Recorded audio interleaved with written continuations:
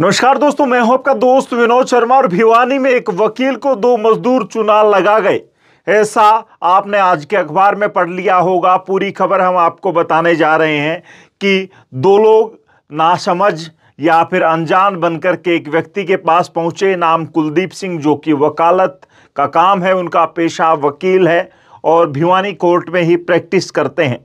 लेकिन आपने एक मुहावरा, एक लोकोक्ति या एक बात जरूर सुनी होगी कि लालच बुरी बला है।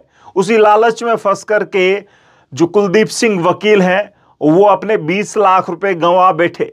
ये लालच मिला उन्हें खुदाई में मजदूरों को मिले सोने को बेचने का और सस्ते दामों में सोना खरीदने का।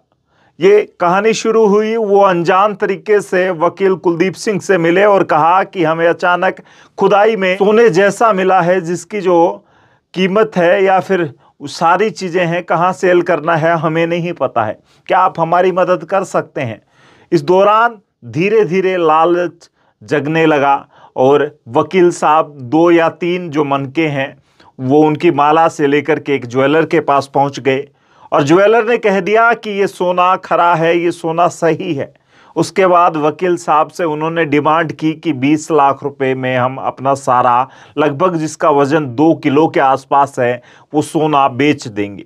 और ऐसा ही हुआ। पति पत्नी अगले ही दिन भिवानी हुड्डा पार्क के पास 20 लाख रुपए अपने दोस्तों रिश्तेदारों से इकट्ठा करके पहुंच गए और 2 किलो सोना या फिर जो बैग था वो लेकर के वहां से भिवानी के एक बड़े शोरूम में चले गए और सोने की जांच करवाने की जब कोशिश की तो पता लगा कि सोना जो है वो सोना है ही नहीं, वो ठग चुके हैं। जब उन्हें ऐसा लगा तो वो पुलिस के पास पहुंचे और पुलिस आगे की कार्रवाई क्या कुछ कर रही है, पुलिस एसएचओ का क्या कहना है, उन सब बातों को आप सुन सकते हैं। फिलहाल शॉर्ट्स हमने आपको दिखाए हैं और पुलिस के साथ साथ हम भी आपसे अपील करना चाहेंगे कि जब भी जहां भी आपको लालच या फिर यूं नजर आ रहा है कि कोई व्यक्ति घाटे में आपके साथ सौदा कर रहा है, तो उस दौरान सतर्क जरूर होना है। और आपको आज के दिन हिप्नोटाइज भी किया जाता है, तो अकेले कोई फैसला नहीं लेना है। उस दौरान अपने दोस्तों से या किसी समझदार व्यक्ति से, और यहाँ तक कि अगर आपको ऐसा लग रहा है कि कहीं बड़ा डाउट है तो पुलिस से भी कांटेक्ट कर लेना चाहिए।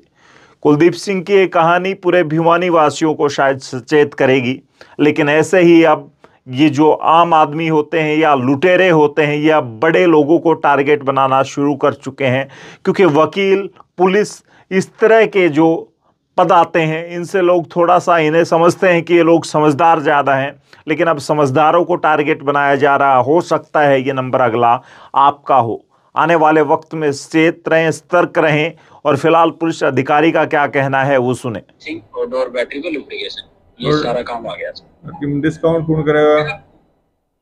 डिस्काउंट? डिस्काउंट फ्री सर्विस है सर, इसमें सर्विस की लेबर नहीं है। सर्विस की लेबर जो है 0 है। अच्छा, 0 है। हाँ जी। अच्छा, बाकी जो काम होगा उसका चार्ज है।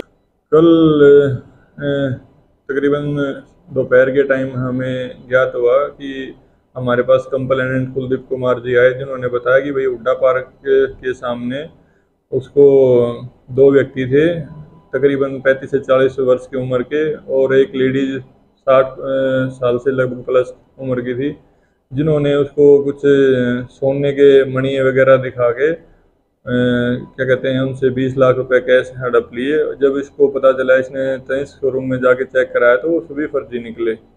इस मामले में एफआईआर दर्ज कर ली गई है और हम जरूरी अनुसंधान अमल में लाके इसको आरोपियों के पकड़ने के प्रयास जारी हैं।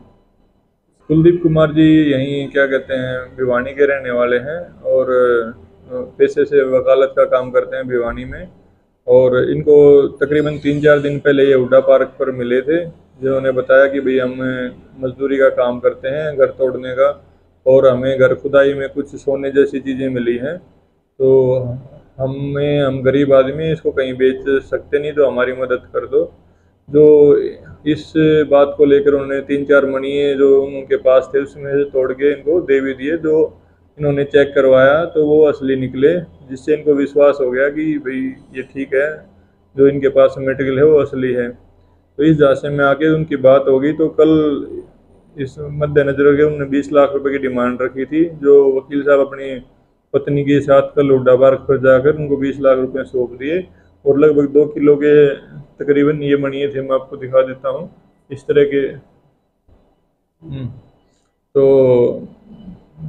2 किलो के लगभग इनका अमाउंट था। जब उन्होंने तनिक शोरूम पे जाके चेक किया तो ये सब फर्जी निकले। कहाँ के रहने वाले हैं ये अभी इन्वेस्टिगेशन जारी है, अभी कुछ कहा नहीं जा सकता कि अभी कहाँ के हैं।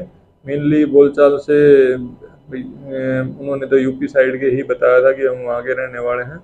कुछ उनके मोबाइल नंबरों से आपस में संपर्क हुआ था, उसमें भी हम एक बार देख रहे हैं और जैसे ही हमें आगे कोई सूचना मिलेगी आपको बता दी जाएगी। जो मोबाइल नंबर है वो अभी नॉर्थ ईस्ट साइड से हैं, तो अभी उसके बारे में ज़्यादा कुछ कहना उचित नहीं होगा जब तक एक बार इन्वेस्टिगेशन का मैटर है।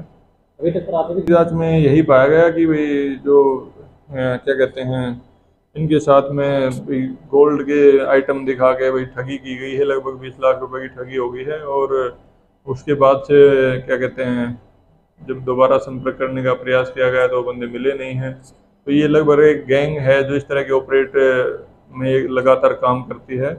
तो हम भी इन्वेस्टिगेशन इसको अमल में लाकर देख रहे हैं भाई कैसे क्या इसको ट्रैक डाउन कर सकते हैं और जल्द से जल्द इसमें कुछ प्रयास सफलता हासिल करके आपको बताएंगे। देखिए सर, काफ़ी मामले आज के ठगी के मामले में हमने अगर 3 महीने की बात करें तो काफ़ी मामले ऐसे आते, तो आम जनता से क्या अपील करना? इसमें तो मेरा यही मानना है कि जब तक अगर कोई ऐसी चीज़ आती है तो एकदम से इंसान एक ह्यूमन टेंडेंसी है कि ये चाहता है कि किसी को ना हो, मैं चुपचाप कर लूँ। तो मेरा यही अपील रहेगी कि जब भी कोई आपको एक्स्ट्रा प्रलोभन देता है कि ऐसे, तो कम से कम सतर्क हो जाएं, या आप नियर किसी जानकार से या किसी पब्लिक सर्वेंट से या किसी थाने से एक बार ज़रूर संपर्क कर लें कि ऐसा कोई फ्रॉड तो नहीं है आपके साथ में। तो मेरी यही अपील रहेगी जनता से।